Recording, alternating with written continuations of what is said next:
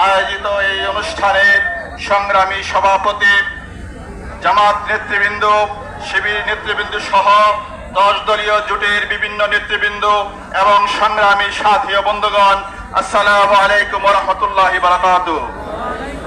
সংগ্রামী সাথী ও বন্ধুগণ, আপনারা দেখেছেন অনেক ত্যাগ এবং রক্তের বিনিময়ে আজকে জাতীয় সংসদ নির্বাচনের মতো একটি ব্যবস্থা তৈরি হয়েছে।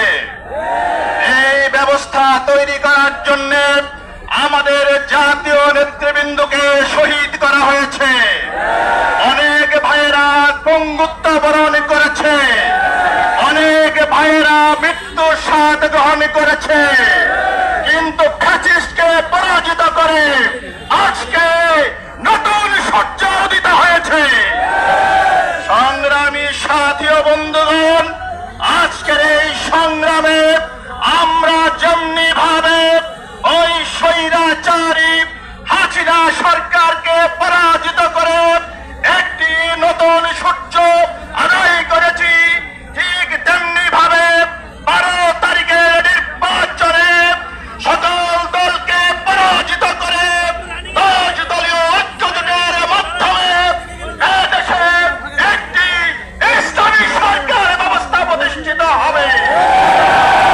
সংগ্রামী সাথী ও বন্ধুগণ, আপনারা দেখেছেন ইতিমধ্যে একটি বন্ধু সংগঠন এই নির্বাচনকে প্রহসনের নির্বাচন করার জন্য পায়তারা করছে।